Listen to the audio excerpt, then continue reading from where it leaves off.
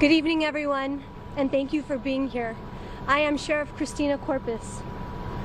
I would like to start by offering my heartfelt condolences to the families of the victims, their co-workers, the coastal community, and the city of Half Moon Bay. This kind of shooting is horrific. It's a tragedy that we hear about far too often, but today it's hit home here in San Mateo County. Today at 2:22 p.m., sheriff's deputies were dispatched to the 12700 block of San Mateo Road, Highway 92, in unincorporated San Mateo County, on the report of a shooting with multiple victims. Upon arrival, deputies located 4 victims deceased with gunshot wounds. A 5th victim, also suffering from a gunshot wound, was transported to Stanford Medical Center with life-threatening injuries. The suspect was not immediately located. Shortly thereafter, 3 additional victims were also located deceased with gunshot wounds at a separate shooting scene in the 2100 block of Cabrillo Highway South. The motive for the shooting is currently unknown. Through investigation, the suspect, identified as Chung Lee Zhao, a 67-year-old Half Moon Bay resident. At 4:40 p.m., Zhao was located in his vehicle in the parking lot of the sheriff's substation here in Half Moon Bay by a sheriff's deputy. Zhao was taken into custody without incident, and a semi-automatic handgun was located in his vehicle. Zhao is believed to have acted alone, and there is no further threat to this community.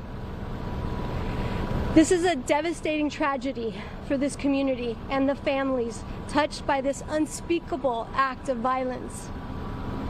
I would like to thank our local law enforcement agency partners, allied agencies including CAL FIRE and EMS, the City of Half Moon Bay, and our federal and state partners. I would also like to commend the deputy sheriffs for safely taking the suspect into custody. I will take questions at the end of this conference. Now I would like to turn it over to San Mateo County Board of Supervisors President David Pine, who would like to say a few words. Thank you, Sheriff Corpus. We grieve tonight for the deceased members of our community. This is a horrific event, one that we would never imagine would occur in San Mateo County. Gun violence in this country is at completely unacceptable levels. It's really hit home tonight. Our hearts are broken. We are deeply grateful for law enforcement for their work this evening. But in the end, there are simply too many guns in this country, and there has to be a change. This is not an acceptable way for modern society to live and conduct its affairs. And we do everything in our power to make those changes. I'd like now to introduce my colleague Ray Mueller, who represents this area on the Board of Supervisors. Thank you, President Pine, and I just first want to start off by thanking our law enforcement officers today for their bravery in apprehending the suspect as quickly as possible. My heart, first off, I just want to say on behalf of the community how much our hearts are broken tonight. There were farm workers affected tonight. There were children on the scene at the incidents.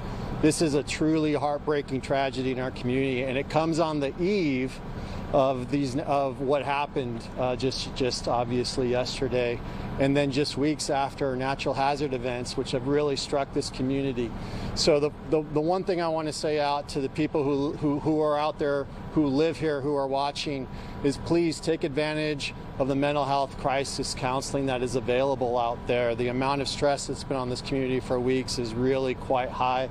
If there's people out there who are suffering from this, who are feeling the effects of it, please reach out and get help tonight. You are not alone. We have counseling services available at the Ides Hall here in Half Moon Bay. If you can reach out to us on the county hotline, but we want to make sure that people know that they are not alone and that we are here for you this evening. And then, as Supervisor Pine said, in the days and the weeks ahead of us, we really have to come together and figure out how to go ahead and wrap our arms around getting to address this problem of gun violence, which has afflicted our state here in recent days and has afflicted us here at home. It's something that's unimaginable to happen here in Half Moon Bay and frankly here in San Mateo County. So with that, I'd like to go ahead and introduce you all to my good friends, Half Moon Bay Vice Mayor Joaquin Jimenez. Thank you. First of all, I want to extend my condolences to the families that lost a loved one today, and to bring to offer the support to all the families and the farm workers that were affected, that were present at the location of the shooting. And then I would like to thank, our local law enforcement for the rapid response and our emergency team. The city of Half Moon Bay, after being affected by the floods, as you know, at the beginning of the year, the farmer community was affected. Now we are offering our support, mental health support. The teams of Half Moon Bay, the city of Half Moon Bay, collaboration with mental health teams of nonprofit organizations, are put at one of our local halls that will be receiving the families. This is something that we get to watch on the news. Never think that it's going to come and hit home. Today, we're on the news. Our community has been affected. And again, I want to thank our law enforcement. As soon as we heard about the shooting, we heard the sirens, of our law enforcement has done great for us. There's really not much I can say, about the pain that we're feeling right now. We know that the community is being greatly affected.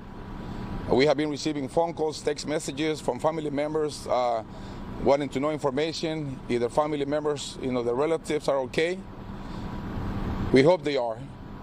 We hope they soon will be reunited. And we are here to support them, support every step, especially the children that were present when the shooting happened.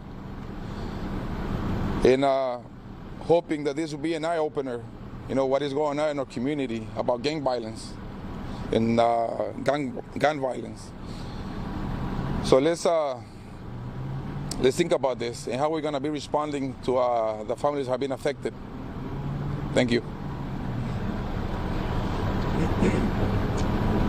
Can I open it up for questions at this time? Hi there. Lauren from the CBS News Bay Area. You mentioned that you can't tell us the motive at this time. What else can you tell us about the suspect?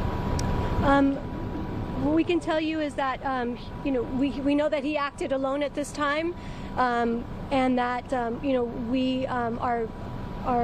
we're working with our district attorney's office at this time to interview the suspect, and as soon as we have further updates, we'll be able to provide those to you. Was he a worker at one of these farms? Do we know that? He's believed to be a worker. And was the semi-automatic weapon that was found in the vehicle, was that the only weapon that we believe to be involved? We believe that at this time. Can you confirm the number of victims? Was it a mushroom farm and a company farm? Or and which one did you work for? What were the two locations? And which one did you seem to work at? Was he still employed at the time? Yeah. We believe that we don't have the exact connection at this time, but there are two separate locations. One was a nursery, and there are actually two nurseries. And what I can tell you is that we are working at trying to gather more information to figure out what the connection was to these victims as well. Did he legally have that gun? Was there an extended clip on it? Yeah. We're not able to release that information at this time, but as soon as we're able to, we will. It's an active crime. Can you confirm the victims and how many people were killed and how many are injured at this time? What I can say is that we have multiple victims, some who are deceased. We have one who is currently at Stanford in critical condition. But you cannot confirm the number of the people still. We heard that it's 7, that was confirmed by the sheriff's office. There is 7 casualties, and the identification will be made by the coroner's office. Anything that can you tell us about the victims? We heard that it's probably farm workers. If you can tell us anything about these victims? They were on site on the property, so they're believed to be workers, but we can't confirm that yet. As soon as we're able to, we will. Why did he show up here? Was he going to turn himself in? That we can assume that that's what his motive was to come here, but we still haven't confirmed that. So did the sheriff's deputy notice him in the car, or did he contact you to tell you? So we knew what the vehicle looked like, and we had the license plate, and the deputy sheriff located the vehicle, and he was inside of the vehicle. And you said 7 casualties. Does that include the person who's still alive at Stanford, or is that? No, there's the person at Stanford would be number 8. What I confirmed was that there were seven casualties, fatalities. Yes. Someone said that there were children who witnessed this, and I can't imagine what they just went through. Was this a large, was there a crowd of people where these shots were fired, or was it more of a back room? No, it's a big rural location, so people are working. It's spread out. There's people that live at the location as well. So it was in the afternoon when kids were out of school, and for children to witness this is unspeakable. Sheriff, what's next for this investigation? Do you need a warrant to further search the car? We're working with the district attorney's office, and we have a collaborative investigation. And I have all the confidence that together we will get to the bottom of this and be able to provide a motive. He is in custody, and my understanding he's fully cooperating with us. Any comment on this happening right after what happened in Monterey Park down south? Yeah, it's tragic wherever this would happen, especially here in our county. It's a tragedy that we see on the news a lot, but when it hits home, working in this community myself, what a tragedy to see these innocent people lose their lives. And right now we just don't have the answers yet. Did the suspect live here locally? Does he have family members here? Half Moon Bay resident, and we believe that he may have a spouse. Do you know the name of the officer who apprehended him, who made that identification? Deputy Peru. Yeah. His name is Deputy La Peruque. I can get you the spelling of that. On that remark, can you name one more time? His Deputy La Peruque. La Peruque. He's the one who won. He's the one that located the vehicle with the suspect inside of it at the substation. What sort of assistance are federal authorities providing at this moment? Oh, the FBI at the scene. The FBI was ready to, deploy all the resources that we don't have here at the local level. And I've been getting calls from even across the country, from sheriffs, from Congress, people in Congress, senators, very supportive. And I'd like to also thank our county executive, Mike Callaghy, for his support and the board support. Is it clear that his possession of the weapon that was found, was that a legal weapon to have? Did that violate any local laws? Yeah, I can't release that information yet. Is there concern? Does the suspect have any criminal history? Any prior criminal history? Yeah, that I can't. It's still, because it's an active investigation, we can't release that yet. Do we know how long that he was here for, or even how long he was at those different locations, one to the next, and then just got here? I don't know how long he had been sitting out here. Yeah, we don't have that. We're still gaining that information. How close were the two locations to each other? Did he have to get in his car and drive to the other Yes, location? he drove to the location. Yeah, How close were they? they're not very far, maybe a mile away from each other. Are they owned by the same police department? That I don't know. Is there any concern that there might be more than these two locations? And can you confirm whether or not these both of the shootings happen outdoors? We are still, it's because it's an active investigation, I can't go into that, but as soon as we are able to provide you with more information, we will. What I would like to say is that at the IDS Hall, there is a family reunification center for the coastal community and members of the nurseries, and that'll be open. And if anyone has any additional information that may know more about this investigation, they can contact the San Mateo County Sheriff's Office. Can you reconfirm the addresses of both locations and the order in which you believe they occurred? I can give you the addresses. Just one moment. So you're not sure exactly where he went first? That is still part of the investigation, yes. Okay, one more question, please. Have you, Sheriff, personally talked with any of the victims' family members? Not yet.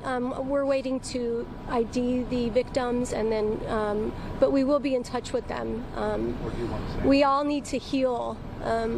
As the supervisors have said, this community has been through a lot in the last couple of weeks, and now for this to happen, together we're stronger, and we will heal together. And I want to thank the community for all their support. But again, if anyone has any other questions, we'll circle back, and as soon as we're able to give you more information.